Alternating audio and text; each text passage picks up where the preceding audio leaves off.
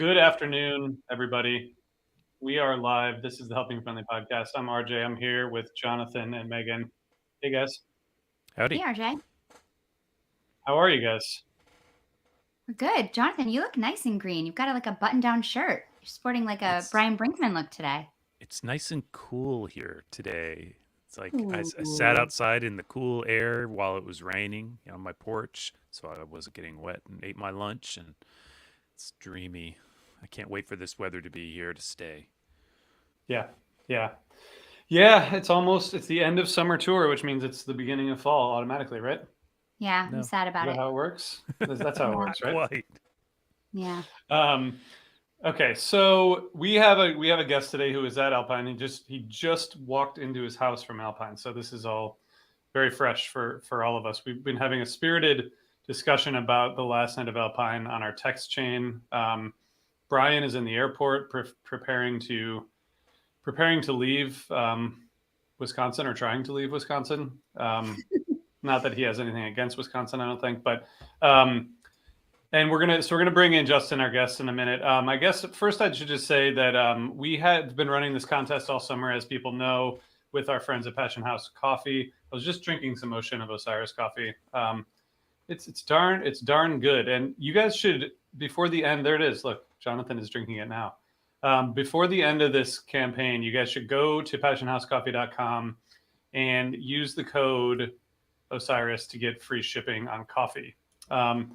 We have a contest, as I said, that we're giving away bags every time Fish plays an Ocean song. And last night we didn't get any entries. So What? that means Maybe there's bad service in Alpine. Maybe that's why. well, there's certainly bad service at Alpine. That much I can attest to, just from being there on Friday night. But I do think we're going to keep giving away bags of Passion House coffee. So I think we can say that you can, in retrospect, tag us if you think there are Ocean songs from this past weekend. If there was an omission, perhaps, maybe you didn't notice it at the time on your couch tour viewing, but you're like, Yeah. hey, this might count. Yeah, I think that's a good call. So we'll do that. So keep telling us. Keep telling us if you hear Ocean songs. And thanks to Passion House Coffee for helping us do this. They are really great, and their coffee is very good. So passionhousecoffee.com. Use the code Osiris for free shipping. Free shipping is expensive, so just believe me, it's worth it. Anything that you buy by weight costs more to ship. So good point. Yeah, true. Thank you, Jonathan. Thank you for we're on a roll. Jonathan, are you doing anything on August 31st in Denver? Yeah, once I get to Denver, I'm probably racing over to the Larimer Lounge with my good friend Brian Brinkman, and we are hosting a cool event, music and conversation, as it says here on the screen. I think that's well put. We will be interviewing the band Taper's Choice, who will, after that, play a set of music for us, and that will be a great way to kick off a long weekend in Denver for Fish at Dick's and all of that the following 4 nights. Everybody should come out and join us for that. You can get your tickets at osirispod.com/Denver, I believe. And I know this because it says so right there. So check it out and come and say hi. And I will be there. Brian will be there. You should too. Thank you. Yeah, I'm really, really just excited for you guys because it's going to be an awesome night and an awesome kickoff to the weekend. We've done a lot of these events. We did Ardmore AC, did AC with Megan, did Ardmore with a bunch of people. We did Milwaukee, Brian and I did, and now Denver's going to wrap it up. And these events are great. They're super fun. So if you're there in Denver the night before the Dick's shows, come out to Larimer Lounge, say hi to everyone, and listen to some great music. Okay. So should we talk about this show? This show is controversial, this last night of Alpine, according to the internet. I'm excited to talk about it. But maybe not according to Jonathan. So I guess we're going to find out. But let's bring Justin in. Hey, Justin, how's it going? Hey, guys. Thanks for having me. Yeah, thanks for joining us. So Justin, tell us about your weekend. Did you go all 3 nights? Have you been driving back and forth? Like what's been your now I see your shirt.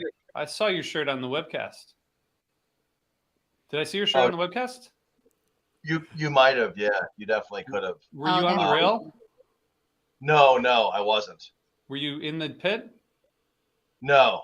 Oh, jeez, I saw someone with a shirt that like with two big letters on it in the front row last night. I was trying to figure out what it was.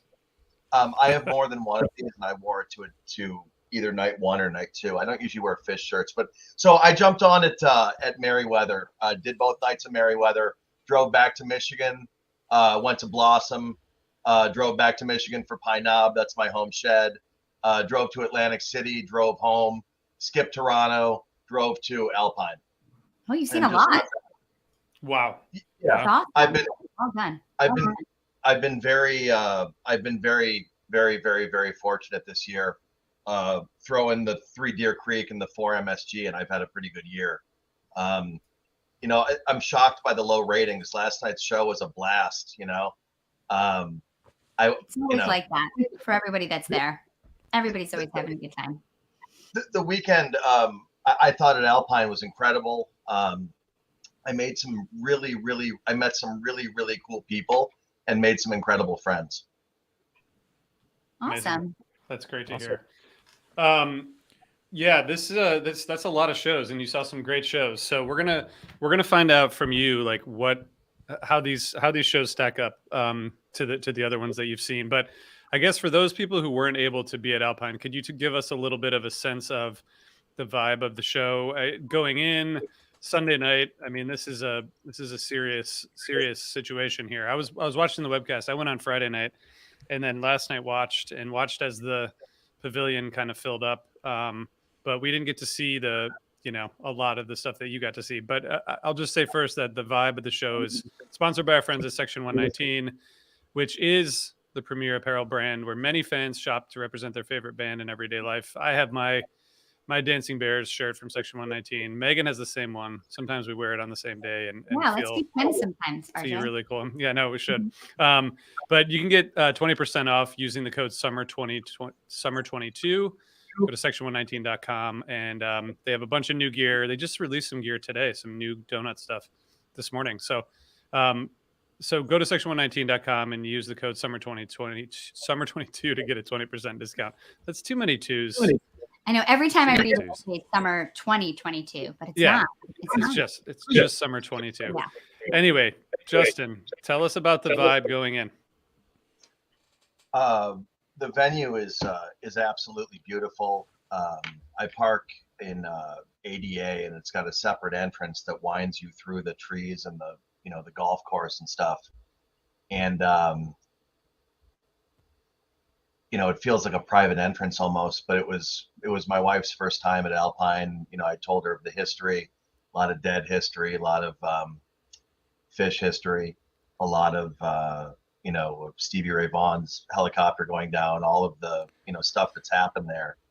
And it's just a special place. It's a historic venue, and it's humongous. I mean, we were lucky to be in the pavilion all 3 nights. The lawn is like nothing. It's a lawn like no other lawn. Very, very, very steep. There's a lot of walking up from the parking lot to get in, but the staff was really friendly. Everybody was just a regular, a wild fish party vibe for the weekend at Alpine. Oh, nothing better than that. Yeah, the anticipation on Friday. Just everybody's so happy and in such a good mood, and just everybody, everywhere there's people, hugging, and everybody, I ran into people that I'd seen at like Trey in Grand Rapids and Blossom and Pine Knob and Merriweather. I just never had a chance to talk to them. And then it's like all of a sudden I'd see them in the bathroom or see them like, walking in or leaving. Just so many, just fish like moments. Yeah. Sweet. Yeah. It's always good to get that situation on the scene where you're, particularly after like third night of a run, after a bunch of shows on the tour, you're seeing the same people you've been seeing, and everybody's just relaxed, happy. You know where you need to be, you know how to get there, so you can take a minute and chat and take it in a little bit, because as of today, tour's kind of over. So it's good to have that moment. Yeah, I thought going in on Friday, that was the only show I saw, but yeah, everyone was just so excited to be back. Justin, was there any feeling about the show last night going in, like what people were expecting? I mean, I know that on the internet and in my world, everyone was expecting like a pretty epic show. Yeah, I think anything last night, less than Big Cypress was going to be a big disappointment for a lot of people. So, um, uh, when they opened with Landlady, I think a lot of people, myself included, thought back to the show 3 years ago where they opened with Landlady and they played, what's known as a pretty well-liked show with a lot of bust outs. And then the Runaway Jim, which they hadn't played since, I think, Man 1, and they don't play a lot anymore. And then the Divided Sky, that's a pretty solid, 1, 2, 3. Like Let's Get Down to Business opening, Yeah. cryptic. So I thought the Divided Sky was really well played too. It seemed like they were the Landlady also. It seems like Trey was like really concentrating on hitting those songs. Did you feel that there? Absolutely. I think both nights 2 and 3 at Alpine, I thought were Trey nights where he did the whole rock god thing, and played in almost like a Hendrixian manner at times. Yeah, it's interesting that you say that, because I felt like he was having a little, I think in the beginning of the show he sounded tighter, but as the show went on, to me it sounded like he was having a little bit more trouble playing really delicately and intricately, and like some of the softer moments were soft, like in Reba or Slave, where usually he's able to really take it super delicate and super pretty. And I felt like Hendrixy is a good kind of way to explain that, because I felt like he was playing a little bit more like fast and aggressively, and sometimes it didn't land in some of those slower songs. I don't know. I thought it landed pretty nicely in the Reba, which I listened to right up to the minute we switched on this thing. I thought it got quite lovely and took his time in it. I thought he had a little trouble getting into gear in Landlady, missed a few bits here and there, but not all of them. It was largely good.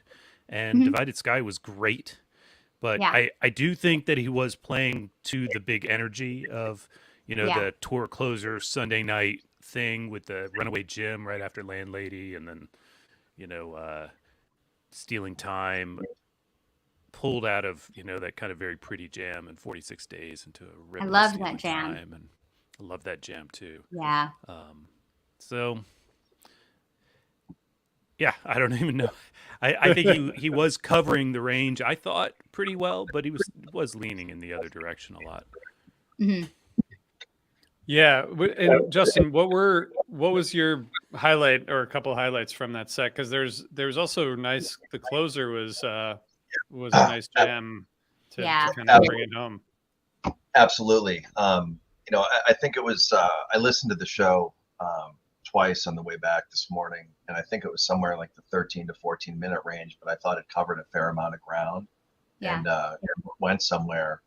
I thought it was a mostly, the jams were pretty happy, and that's what I just thought like a happy set closing, people singing along, and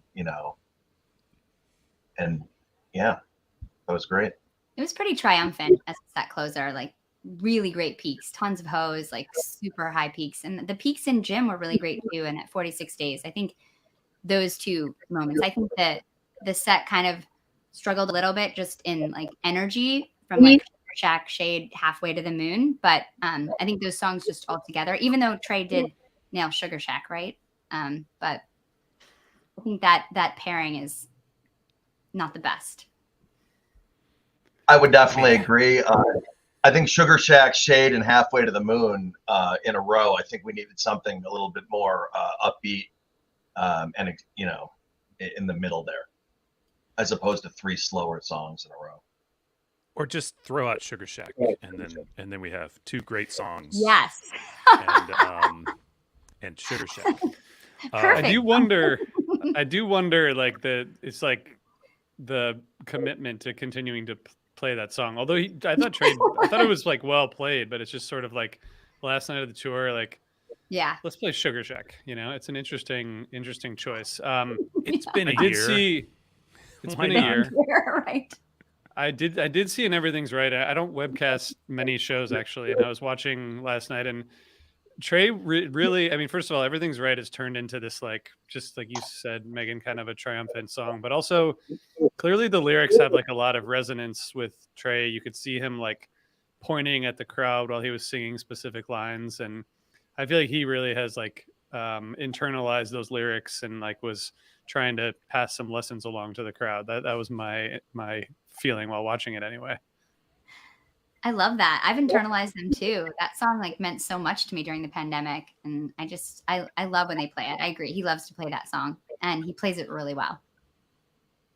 He does, and that's a great version. I still think 46 Days is probably my highlight for the set, because I thought the jam was unique to that version, and certainly unique within the show, and I would have liked more of it. Yeah. Justin, what was your overall highlight? You know, I gotta say the opening 3 songs, just because I will always go to Fish shows, always wanting to hear the old songs, and Landlady being like a top 2, 3, 4 song for me. And to me, it's okay if Trey didn't play it perfectly. I'd much rather have heard it played imperfectly than not heard it at all. That's I understand that's not how other people are, but I feel like that's how I am. I'll always be that way. Hearing those 3 songs to open the show gets me like pumped, and I'm excited. They can there's not a lot they can do wrong after opening with those 3. Jonathan, Megan, do you guys have anything to add on the set one front? No, I agree. When they opened the Landlady, I was super pumped. I feel like that's one of my favorite openers. And yeah, another nod back. It made me think that they were gonna, do a huge jam in the second set. But yeah, no, I thought it was, okay. I really like the Everything's Right. I think that'd probably be my highlight. I would say that I will fight anyone who has a problem with Halfway to the Moon. Meet me by the flagpole at 3 p.m. Should we tell someone to come find you? No, just at the flagpole after school. I'll be there. Okay, cool. They'll know where to go. They'll know where to go. All right, so we're going to talk about Set Break quickly. Set Break is brought to you by Sunset Lake CBD, and their line of smokable hemp products are for the old deadhead, not naming any names, or the young fish fan, also not naming any names, or the middle-aged fan of lots of different music. Anyway, smoking CBD has all the benefits of high THC cannabis without some of the side effects that some people have. But they have 9 different strains from this year's harvest, so there's something for everyone. Hawaiian Haze is awesome for an outdoor show. Cherry Abacus is best for the end of the night. And look at that. There's Cherry Abacus on our screen at this time from Jonathan. All the flower is grown, cured, trimmed by Sunset Lake CBD farmers. They have an amazing farm-to-table approach, and they ship really quickly directly from their farm to your door. So you can check them out at sunsetlakecbd.com and use the code HFPod for 20% off. And thanks to Sunset Lake CBD. Justin, tell us about your Set Break experience. I had a blast. I was with a lot of the same people all 3 nights, and everybody was just in such a great mood, and we were just just laughing and talking about other shows that we've been to from the tour, and just oddball occurrences on tour, and just sharing funny stories and just laughing a lot. Was next to a really nice couple from Chicago, Matt and Jess, all weekend. Was next to a guy named Chris from Philly, who was a blast, and just people who are just totally there's a guy whose actually first show was 30 years ago, was either the one before mine or after mine, like just really cool people, like dream like show neighbors for the weekend. Awesome. Love That's to really have cool. good neighbors at the show. Oh yeah. Yeah, that's the best. So That's nice when it's like a multi-day run and you see the same people every night. I feel like that's so fun. yeah, it's really cool. That's awesome, and it's nice to build that up over the course of a few Mhm. nights. All right, so set two starts, and we get our ninth energy first one since fall 2021. That was I guess, Justin, what was the vibe when they busted out energy? I don't think people were. I don't think people were expecting that. I didn't hear that many calls, but I definitely didn't hear that. Nor was I thinking it myself, and I was struggling to think of the last time I heard it. But I loved the opener. I thought it was the set two opener was great. Big dancing. Megan, I like you're a fan? I'm not a fan of the song Energy. I like the jam that this went into. I'm sorry, John. This is like my non-fluffer episode, okay? I'm going off brand here today, so just everybody roll with it. Yeah, I just felt like it's too kind of mellow to open a set. It's just, which is funny because it's named Energy, but I feel like it doesn't bring like that big like set two energy opener. And I just, lyrically, it's not that great. I did think the jam got interesting though. There was like tray pedal effects, the synths came out. Like I actually liked the music that came out of it, but I don't love the song. Sorry. Just Jonathan, go ahead. You got to respond. I like this song. I also think that it's fine and good that they don't play it all the time. It's not. I mean, it's a cover. So I don't need this song to happen multiple times per tour. It's also not complicated enough that they need to play it a bunch of times to be good at it. So it works just fine right here, like once a tour, and I thought this version ripped. In fact, I'm going to go on record as saying I think this whole set is pretty good. These first three songs, they're not long jams, but it still adds up to over 30 minutes of great music with probably, I don't know, maybe 10 minutes worth of song and 20 minutes worth of jamming, but three distinct jams. A lot of fun. A lot of fun. I enjoyed this whole set, so I thought it started well and played out well. I mean, the Jaboo is Jaboo shreds. RJ's talking on mute. Sorry, Justin. You got three songs here that were all like 10-ish minutes long. Energy, Gotta Jaboo, Soul Planet.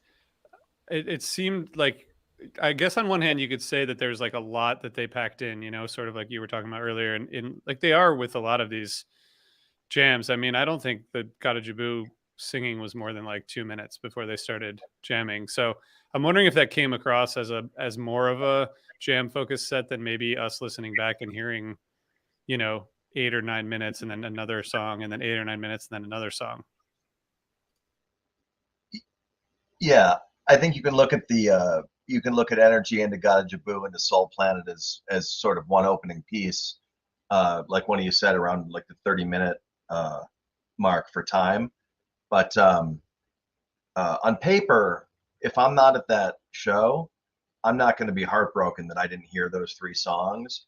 But I absolutely, like a lot of shows this tour, especially in the second set, songs I don't necessarily love, but the jamming was, purposeful, and I actually liked it, and said to myself either right after or after the show, that was actually pretty good. That surprised me, and how much I enjoyed it. Jonathan, how did that segment feel to you, those three songs? It was great. It was just like bam, bam, bam. Just like, yes, they dropped in. We've said this a bunch of times throughout this tour. I think, Justin is kind of alluding to this same thing where, at least for that first half an hour, the songs weren't really the thing. They were like jumping off points. So they would play a song, jam for a while, resolve into another song, jam for a while, resolve into another song. Now, a lot of people I'm seeing on the internet and in my HFPod text threads don't love the way they went into Rift. I kind of like, okay, if Trey's gonna like be done with the jam. Trey's going to be done with the jam. They're going to either full stop. He's going to do some off-key ripcord, or try something, which he did. I think he tried something. He stayed in the key of Soul Planet and did a variation on the riff. Those two words should not go side by side. That sounded a little more bluegrassy than the actual riff intro does, and it was a little. Well, it wasn't what everybody else was playing, but he kept it in key and tipped everybody off, and then they all jumped into riff. And a good riff. Couple notes missed, whatever. Pretty solid version. It's not like they train wrecked through the song, too. So I quite liked that. Justin, what was your feeling about that segue? When I heard it this morning, I made a face that, even though I was by myself, I was like, oh, felt a little jarring. It was choppy. It definitely felt forced and abrasive to me, and I believe that Rift is my most seen song, incredibly. So I don't get as excited. I'm spoiled in that regard, and that I don't get as excited as some people do, which is it's like for somebody to be like, oh, Rift. But yeah, choppy is a kind way of saying that I agree.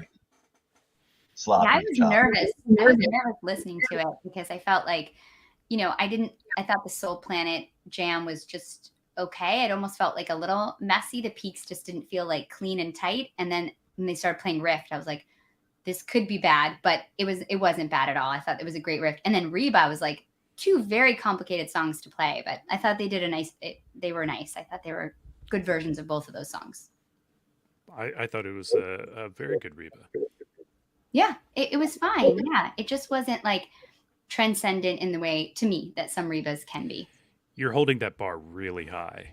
I think it was really good. I was transcending about 30, 40 minutes ago when I was listening to it. So you might want I'm to try so glad. I'm so glad. I've only listened to it once, so maybe that's my fault. Justin, what's your take on the Reba?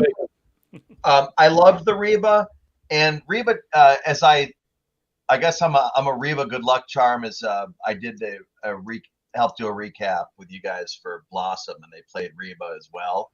I just float to somewhere else during that song.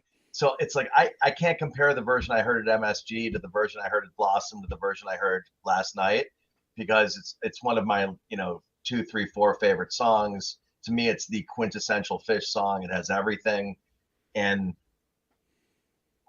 it's one of those songs I never ever get sick of hearing. It's such an emotional adventure each time, and brings me to like my happy, it was one of the first Fish songs I fell in love with, and I got to see it in the early 90s a bunch, and I'd never get sick of it. I love that song. They crushed it. Yeah, it's I think the best song to hear live.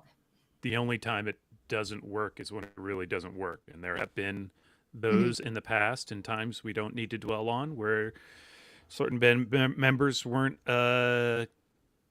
bringing that song across the finish line reliably. That's right. Those times are not this week, not this tour. I think they're doing a fine job with it.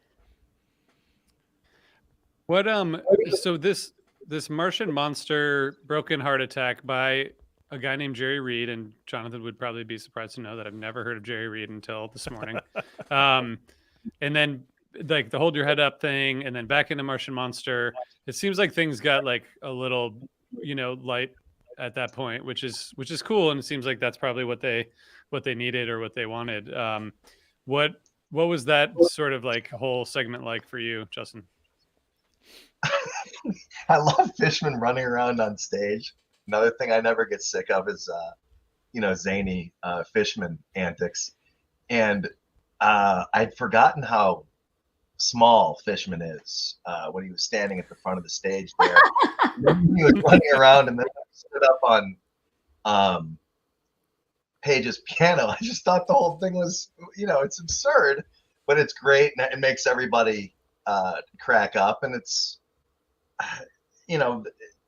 there's better ways to spend however many minutes that was, in my opinion. But yeah, it's what they needed. and it was hilarious. I loved it. Yeah, it's like old school Fish, right? Whenever Fishman runs around and does stuff like that, I feel like it's like a throwback, and we don't get it very often, so it's fun. Yeah. Yeah. Yeah, kind of makes me sad that they don't give Fishman these segments that much anymore. Maybe once a tour, but so I try to savor them when they happen, right? And I love this call. Jerry Reed was a country singer, RJ, for your information. You might Thank know you. the song Eastbound and Down from Smokey and the Bandit. You know, he wrote Yep. that. Okay. He wrote She Got the Gold Mine and I Got the Shaft. You know that one? That's a good classic. No, but that sounds anyways, awful. it's awesome. I love this. This was so cool. Fishman singing Jerry Reed, and you know what I also love as much, if not more, was that when he was done and the running around, and he goes behind the drum kit and he gets on the marimba lumina.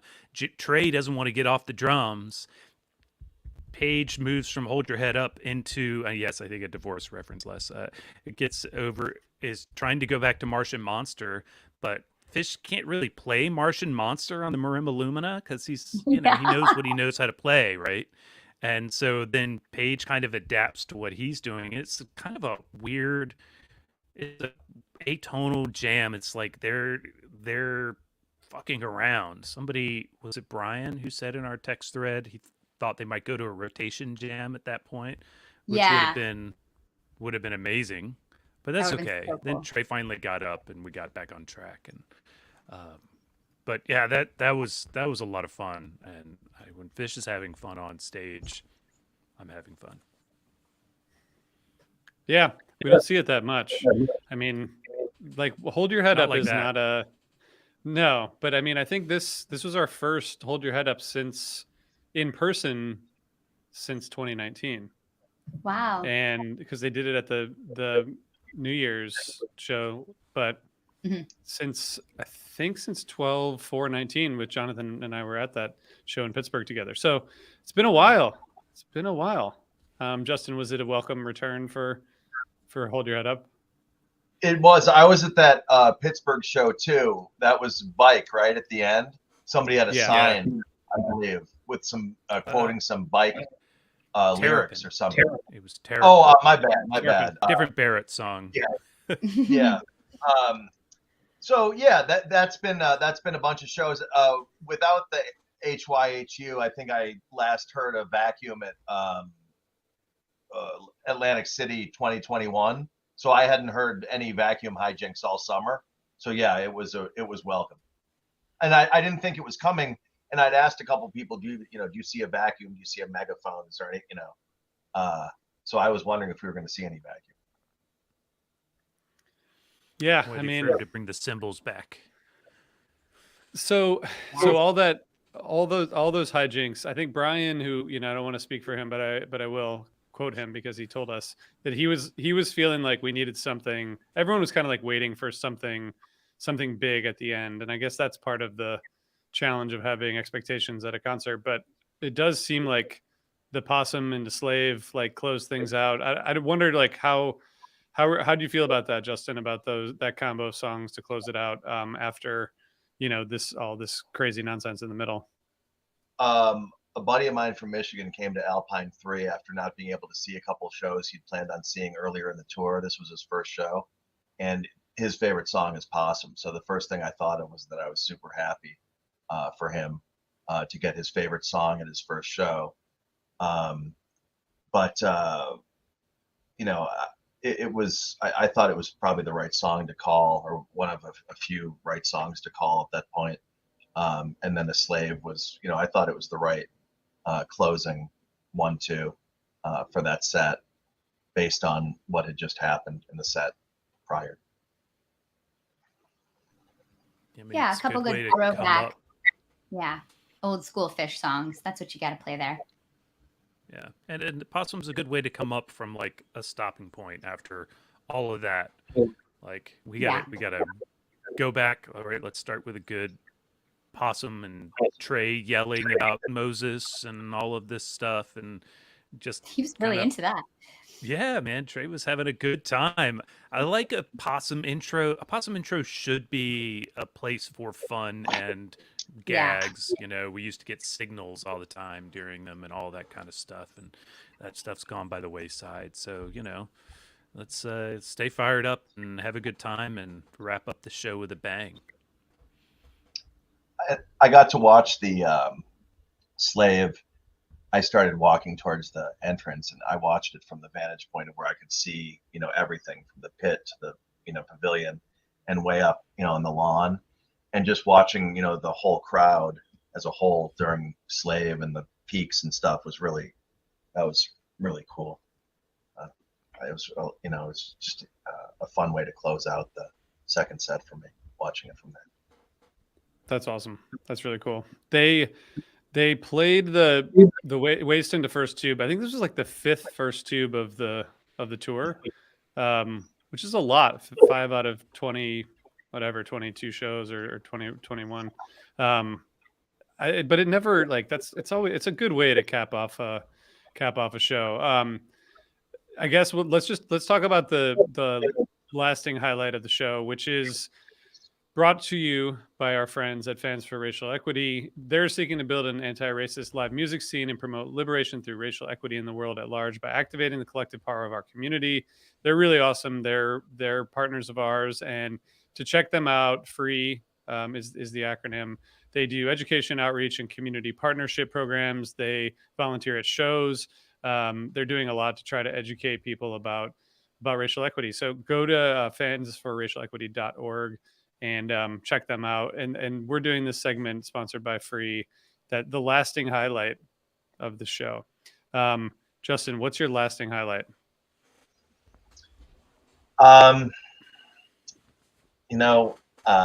It could be a few different things, but I think how overwhelmingly happy I saw so many people around me during Divided Sky, everybody hugging each other. And maybe that's not a musical memory, but that's an emotional memory from the weekend. And it was like everybody around me. It was like I was in the happiest little corner of the universe for a few minutes. It's awesome. Yeah. Love that. That is great. Justin, do you have a lasting memory for the whole weekend? Is there one moment of the 3-night run that sticks out for you? Can we come back to me in just 1 second? Yes, of course. That sounds fair. Megan, what's your lasting memory of the show that you absolutely loved? I mean, I think the thing that I'll remember the most about the show is just, RJ's laughing, is just that expectations are so incredibly high for this band, particularly in Alpine Valley too, after the shows that they've played there in the past. And I think it being the tour closer, there was just a really high bar for them to reach this weekend. And it was, pretty unfair, honestly. But I think that at the end of the day, they have played an incredible tour, like one of the best summer tours in a long time. And I'll just remember that this tour was so spectacular that it didn't need that monster show to end it out to still be amazing. But I think seeing Fishman on top of that piano is probably the thing that I'll remember the most about the show. What about you, Jonathan? Well, I was thinking as we were approaching this segment that this Martian Monster Broken Heart Attack, which for now is a singular performance. Who knows if we'll see this again, especially given the general rarity of the Fishman solo slot. But at the same time, I think this 46 Days jam is something I'm going to be going back to. I do think, Megan raises a good point. Expectations are the mind killer. They are the time killer. And they'll get you. I think it's not a perfect show, but it's not a bad show. And, given the level at which this tour has been, I think it's still pretty good. I while she was saying all of that, I was remembering going on Live Fish this morning and seeing some of the reviews, and Megan said that this is one of the better summer tours in a while, where some clown over there said it's the worst tour since summer '04. worst tour closer since summer '04, which, let me point out, the tour That's closer really- for summer '04 was Coventry. Yeah, I mean, So, that's what? It's incredibly unfair. people are hilarious. I just Yeah. want to say, you don't need to go to a stand-up comedy club to have a good laugh. That's amazing. Thank you, Jonathan. Justin, before I get your highlight of the weekend, if you have one, we caused some trouble this weekend on the internet by talking about Petrichor and how great I thought it was. It seemed to me like there was a pretty long applause at the end of Petrichor. Just curious how that hit you in the moment at the show on Saturday. That was my lasting impression from the weekend. When I asked for a moment, that's what I did. Oh, that's so convenient. Amazing. Because the way we were towards the back of the the last 10 rows of the pavilion that wasn't getting rained on, so people really smushed down there, and I thought everybody was really patient with each other with the weather and stuff, but people were also really patient with the band. I thought people were really quiet, and they really gave the song a chance to be meaningful, especially in the context with it raining and stuff like that. And that was something I'll always remember. So that'd be my number one memory from the weekend. I'd like to thank you for justifying RJ's feelings of Petrichor. I like it too, though. So, but that's great.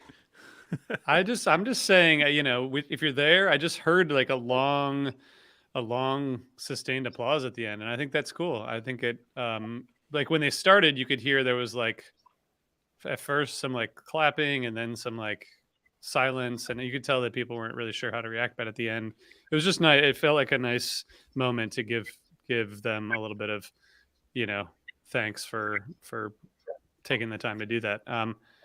I don't know. I think there's a lot of conversation about that song. It's it's pretty polarizing, but it sounded to me like it worked in that setting. It's not like they played Time Turns Elastic. Yeah, seriously. Right. That's the other one. The other one. I mean, I think Petrichor is interesting because it's an incredible piece of music, but it is something that's hard to hear at a rock concert, right? It like you were saying, Justin, it takes patience, it takes quiet. It's a long composition, and it's I saw the New Year's Eve on 2016, I think, when they played it, and it was incredible, but it was also hard to hear on New Year's Eve when everybody's partying and raging. It's definitely a song that you have to be ready to appreciate. So that's really cool that you feel like people were. That's awesome. Yeah.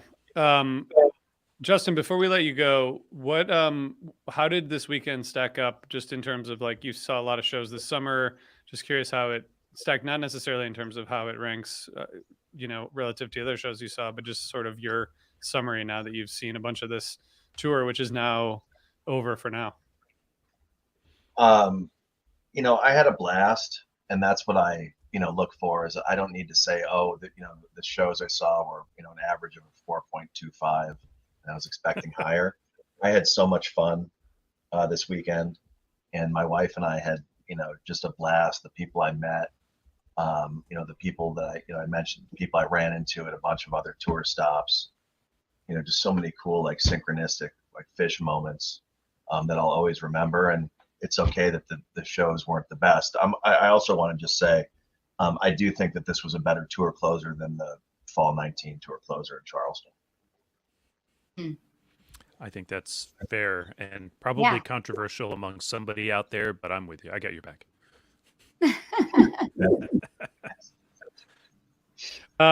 Justin, where are you going to Dick's? Still up in the air. Depends depends if we get any dates for later in the year. Yeah, when are those coming out? Tough gamble. No idea. We don't know anything. All I know for sure. Oh, Jonathan, go ahead. I was going to say there's stands tickets starting to pop, so keep your eyes open. Mm-hmm. Well, this is it's going to be great, and I'm not going to be there, so it means it's going to be extra great. Exactly. They're going to play Iculus because me and RJ aren't going to be there. So have fun, everybody. You're welcome. I will. So 22 shows in, and we've done 22 quick hits, 22 days. We've brought you this show, and I just want to say thanks to everyone for tuning into these live and for listening after on the podcast. It's really fun to do. And Justin, thanks for taking time to do this today, and thanks Jonathan and Megan for spending time with me. Thanks for having me, guys. Loved it. Thanks, Justin. Yeah, thank you, Justin.